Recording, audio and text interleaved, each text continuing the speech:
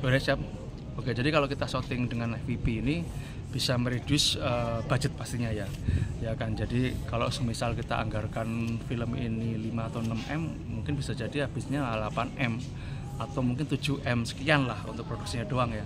Jadi sangat membantu mereduce banyak hal dan yang pasti lebih efisien sih gitu. Kalau dilihat dari sinopsis Mas, ini kan adalah road ya kan, road movie.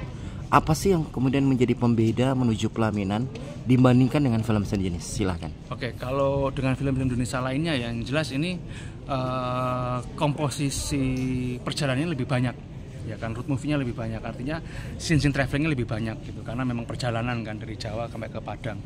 Jadi yang membedakan adalah yang pasti kita menggunakan bahasa asli, bahasa Jawa, yang Minangnya pakai bahasa Minang, yang Jawa pakai bahasa Jawa.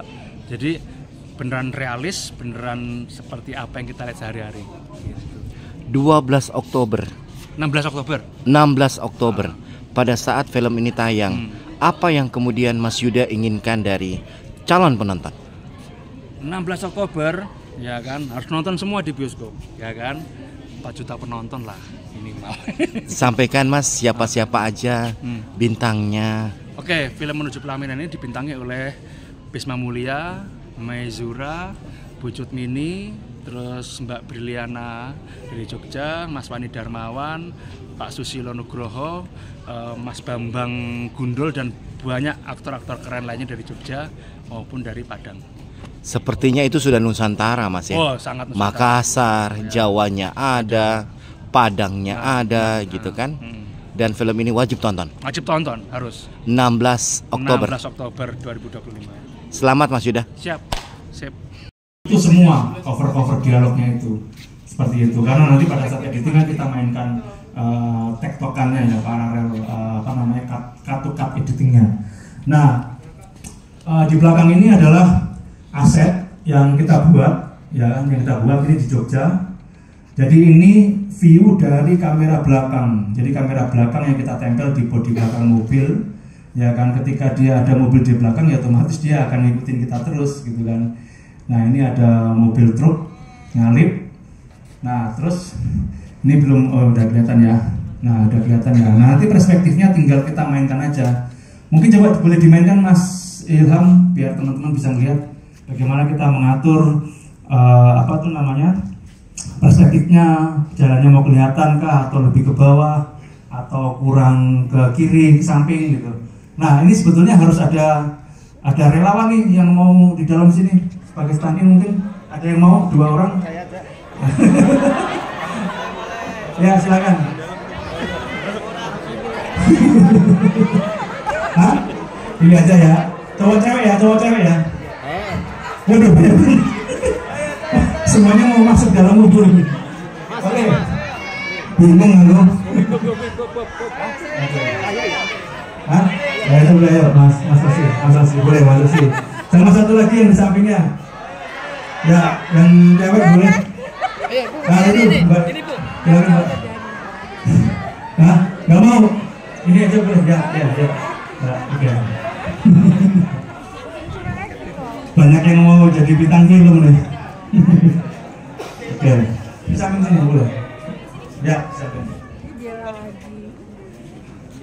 Nah, ini masih ada kesempatan nih, berarti yang di belakang 2 orang lagi deh. Nah. Ya boleh sini. Atau masih ya Mas? Ya boleh siap. 3, oke.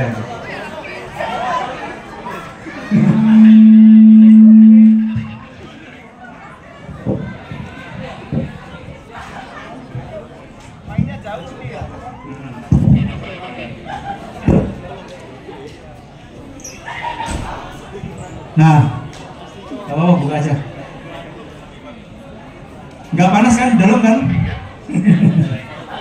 Nah, jadi seperti inilah kurang lebih suasananya ya pada saat kita syuting ya. Jadi menggunakan virtual production pasti ada nih suka dan dukanya, ya kan?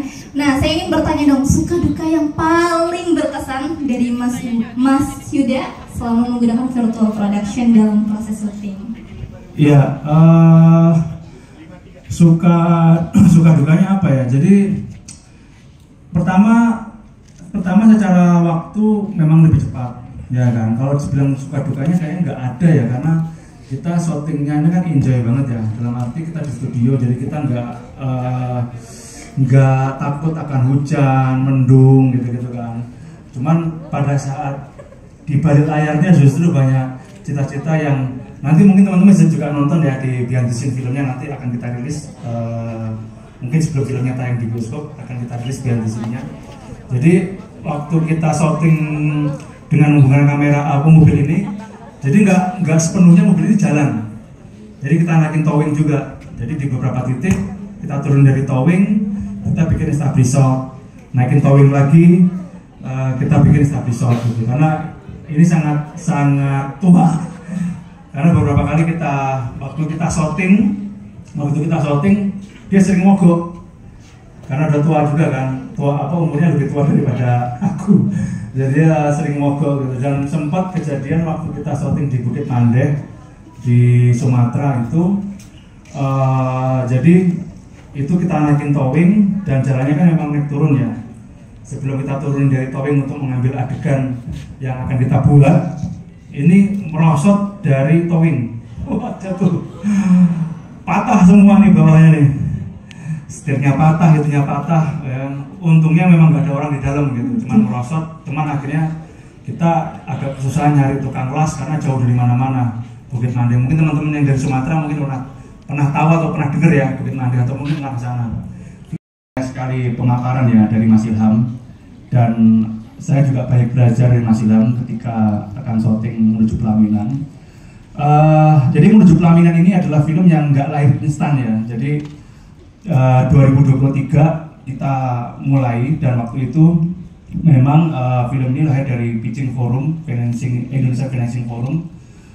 Saya masih ingat sekali 2023 itu bulan Maret kalau nggak salah ya.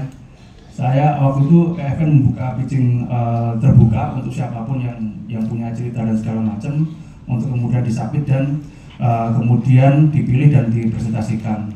Waktu itu ada sekitar 40 atau 50 cerita gitu ya. Terus kemudian dipanggil, dan saya masih ingat banget waktu itu saya pitching sendirian di sini karena yang lain bawa tim, bawa produser, saya sendirian pitching di hadapan kurator-kurator yang semuanya juga mungkin sebagian besar yang berkecimpung di film pasti kenal, karena beliau juga orang-orang senior di film. Dan alhamdulillah waktu itu dari 10 cerita yang dipitching kemudian diambillah 5 gitu kan, dan salah satunya yang diproduksi pertama kali adalah film Menuju Pelaminan gitu. Nah, jadi prosesnya panjang banget film ini dari 2023, kemudian kita produksi 2024 di bulan November, dan sekarang alhamdulillah lagi proses post pro, grading, mixing dan lain sebagainya. Oke, di sini mungkin tadi Mas Ilham udah banyak menjelaskan tentang apa itu filter production dengan segala macam bentuknya ya. Dengan background yang mungkin bisa dirubah menjadi Mars, menjadi gurun pasir dan sebagainya ya. Nah, kalau di sini contoh kasusnya adalah produksi road movie. Oke, next bisa di. Nah, oke. Mungkin teman-teman masih banyak yang belum mengenal apa itu film road movie ya. Nah, kebetulan saya adalah salah satu penggemar film road movie, jadi hampir semua film road movie yang ada di dunia saya nonton gitu kan. Dan cerita skenario ini sebenarnya sudah kami tulis sejak lama. Saya sama Hussein Monji nulis dari 2014 sebetulnya kita tulis, dari pengalaman pribadiku ketika mau nikah, Monji segala macam, terus kemudian kita tulislah menjadi skenario. Nah, film road movie itu apa sih gitu kan, sebelum nanti kita ke materi selanjutnya. Oke. Di dunia ini ada beberapa genre ya. Nah, salah satunya adalah road movie ini, atau orang lebih mengenalnya mungkin movie trip ya. Tapi biasanya dikenal sebagai road movie. Nah, ada beberapa film road movie yang cukup terkenal gitu. Ada Little Miss Sunshine, ada itu Mama Tambien, Meksiko, Alfonso Cuarón, ada La Grande Voyage, kemudian kalau Indonesia ada Kularigo Pantai, 3 Hari Untuk Selamanya gitu kan. Pasti banyak lagi lainnya yang oke-oke, keren-keren. Oke. Nah, jadi film road movie itu base-nya adalah hampir 50% di perjalanan ya. Ngeplay perempuannya dari Minang, ya kan. Jadi kebayang ya bagaimana perjalanan itu sangat jauh sekali ya, kurang lebih 1859 km jalan dari Jogja, ya kan, Cirebon, Jakarta, Merak, Bakahuni, Lampung, Bengkulu, sampai ke Padang. Ya, kebayang bagaimana kalau misal itu kita syuting beneran, ya kan, itu pasti akan butuh waktu berbulan-bulan, dan belum lagi nanti ada kendala cuaca dan lain sebagainya. Nah, kurang lebih seperti inilah cerita film Menuju Pelaminan itu. Jadi kalau normalnya perjalanan kita dari Jogja ke mana? Dari Jogja ke Padang itu mungkin 2-3 hari lah ya. Nah, film ini seperti itu gitu. Jadi premisnya ngomongin soal bagaimana keluarga ini dengan waktu sangat terbatas, mereka harus bisa segera nyampe di Padang, ya kan? Tapi dengan mobil tua. Nah, mobil yang ada di samping ini. Ini kebetulan mobil yang memang kita beli untuk syuting. Jadi mau diapa-apain juga nggak apa-apa, gitu kan. Cuman plat nomornya aja kita ganti. Oke, nanti akan ada sisi khusus ya teman-teman ya. Setelah break makan siang, nanti kita akan mempraktekkan dengan kamera. Kita sudah siapin kamera, rekin dan segala macamnya untuk bagaimana teknisnya, gitu ya. Oke, udah kebayang ya, seperti itu ya ceritanya ya. Oke, and next. Nah, yang kita kenal, yang kita tahu saat ini kan, ketika shooting traveling, ya konvensional ya seperti ini, gitu kan. Mobilnya dinaikin ke low riders, ya kan. Kemudian akan dipasang lighting, kamera, ya kan, dan lain sebagainya seperti ini. Nah, untuk road movie dengan scene traveling yang sangat banyak, ini sangat merepotkan, gitu. Karena saya juga berpengalaman berapa kali shooting seperti ini, ribetnya nggak ketulungan, ribet banget. Belum soal perizinan, berapa kilo jalan yang kita pakai, ya kan, terus kemudian setup kameranya, ya kan, terus kemudian bagaimana safety-nya, gitu kan, dan lain sebagainya. Ada Mbak Briliana, ada Mas Bambang Gundul, pokoknya pemain-pemain top Jogja lah, gitu kan. Ada Pak Susilo Nugroho dan Bagus Sengarso, ya kan, itu ya, yang tua kelihatan nih karena seumuran dengan Mbak Rekso. Iya, seumuran. Karena Mbak Rekso itu sangat populer banget di Jogja, ya kan. Dulu ada namanya acara TVRI itu bangun desa. Pak Bina, ya. Nah, waktu saya tawarkan skenario ini ke beberapa pemain, mereka ketika habis baca, ada beberapa yang nolak, gitu kan. Waduh, ini pasti capek banget mas syutingnya, gitu kan. Kebayang kan, ketika mereka lagi nyetir, mereka harus dialog.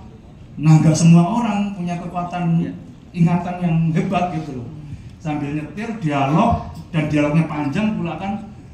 Kalau misalnya itu kita syuting pun pakai low rider, pasti akan didistract banyak hal gitu. Karena aktor tuh nggak bisa tahu, selalu dia sudah disibukkan dengan membayangkan saya ada di mana, ini nanti gimana. Nah, kalau virtual production itu nggak perlu dibayangin lagi. Kayak kalian bisa lihat ada penari, ini dia menari di atas LED. Di sini ada LED floor dan LED wall. Ini tuh di luar LED. Gitu. Jadi benar-benar menghayati apa yang dia perankan. Gitu. Virtual production juga memungkinkan pembuatan latar belakang digital yang kompleks dan detail. Ya, seperti di gambar ini cukup terlihat kompleks dan detail. Nah, kalau talentnya, kalau si pemerannya itu mendalami banget perannya, otomatis kan kita nontonnya jadi lebih enak kan, lebih mendalami juga, gitu. Jadi kita lebih seru juga, wah. Jadi kita bisa ikut ke bawah juga. Oke, next. Nah, tadi kan udah kan virtual yang lebih visual yang lebih imersif dan realistis. Nah, tadi juga saya sudah berkali-kali bilang efisiensi produksi. Next, please. Nah, ini mungkin yang kalian bisa lihat kalian gambar ya. Di sini ada kenapa sih bisa mengefisiensi produksi gitu. Soalnya mengurangi biaya perjalanan. sewa lokasi dan logistik yang besar. Kalau kita lihat di gambar ya, kalau misalnya memang ini dilakukan di gunung real, berapa banyak yang dikeluarkan biayanya, perjalanannya. Kita bawa 20 orang tim, atau kita bawa tim yang besar ke gunung dengan mungkin nginep seminggu gitu. Itu biayanya sangat besar gitu. Nah, sekarang udah bisa di studio aja, bisa dapat hasil yang seperti ini. Itu bisa mengefisien waktu yang produksi syuting itu mungkin bisa hanya 6 bulan atau 4 bulan gitu. Jadi lebih hemat secara waktu. Oke, next please. Oke, introduction dulu. Apa sih itu virtual production? Nah, virtual production itu tuh proses yang mengcombine live action dengan real time digital tools dan virtual environment. Nah, real time digital tools itu yang kita ketahui sekarang, mungkin ada yang suka main game kali ya. Unreal Engine, ada yang membayangkan tahu nggak Unreal Engine? Wow, banyak juga yang tahu ya. Nah, jadi real time digital tools itu, Unreal Engine itu termasuk software yang memang real time rendering. Di kalau kita biasa main 3D, nah itu nggak perlu kita render lagi, dia langsung real time render gitu. Nah, virtual production ini kita tuh produksi yang mengcombine itu gitu, live action with real time. Nanti akan saya jelaskan live actionnya gimana, terus real time digital toolsnya gimana untuk membentuk virtual environment. Ini memungkinkan filmmaker membuat scene yang pertama tuh nggak bisa dibayangin. Kalau dulu ya, itu green screen kan. Nah, green screen itu pada saat produksi dari talent, dari director, dari sutradara, dari sutradara atau director, dari produser itu nggak bisa ngebayangin jadinya gimana. Yang bisa ngebayangin cuma mungkin orang CGI-nya, VFX-nya. Nah, sekarang itu sudah bisa kelihatan, sudah kebayang lah, oh nanti different seperti ini gitu, karena backgroundnya sudah ada langsung di LED. Disiapin ya semua aset-asetnya. Nah, produksi ya tinggal produksi aja, ngeset lighting, ngeset real props, dan juga ngeset LED-nya secara sistemnya. Nah, pada saat production ini, kenapa ada workflow kamera tracking? Nah, kamera tracking ini itu tuh kamera yang akan dipakai itu akan dikasih tracking sensor untuk tracking biar sistem yang akan menampilkan gambar di LED itu dia tuh jadi tahu posisi kamera ini tuh di mana, X, Y, Z secara translation dan secara rotation X, Y, Z. Jadi pada saat di pan tilt itu gambar yang ada di LED ini, gambar yang ada di LED ini akan ikut sesuai view perspektifnya. Gitu. Apa sih bedanya kalau sama dengan 2D image? Mungkin kalian bertanya kan, bisa saya cuman saya cuman foto atau foto suatu pemandangan di gunung ada pohon kelapanya, terus saya taruh di LED, apa bedanya dengan virtual production yang dikasih kamera tracking? Kalau kalian tahu parallax effect, nah itu kelihatan banget di situnya. Parallax effect itu dari mata kita ada beberapa objek yang memang jaraknya sangat berjauhan gitu ya. Pada saat kita gerakin mata itu kan harusnya kelihatan kalau misalnya jarak antar objeknya itu berpindah. Itu parallax effect. Bedanya di situ. Jadi makanya kenapa kamera tracking harus masuk ke dalam workflow virtual production. Karena parallax effect-nya itu yang sangat diperlukan untuk biar lebih realistis. Realistis secara ini memang benar, itu secara pikiran kita lah memang benar kalau misalnya kita gerakin kamera itu memang harus ada prakas efeknya. Ini adalah inisiatif yang sedang kami bangun untuk memperkuat sisi perencanaan dan keberlanjutan finansial dalam proses produksi film di Indonesia. PFN hadir bukan semata sebagai pelaku produksi, melainkan sebagai institusi fasilitator. Kami menjembatani teknologi, pembiayaan, dan talenta kreatif agar bisa tumbuh bersama dalam satu ekosistem yang saling menguatkan. Acara hari ini adalah bagian dari upaya itu. Kita membuka ruang dialog, pertukaran pengetahuan, dan peluang kolaborasi. Saya berharap para peserta dapat mengambil banyak manfaat, dan semoga ini menjadi awal dari kemitraan dan kerjasama yang lebih luas ke depan. Sekali lagi saya ucapkan terima kasih atas kehadiran dan partisipasinya. Selamat mengikuti seluruh rangkaian acara pada hari ini.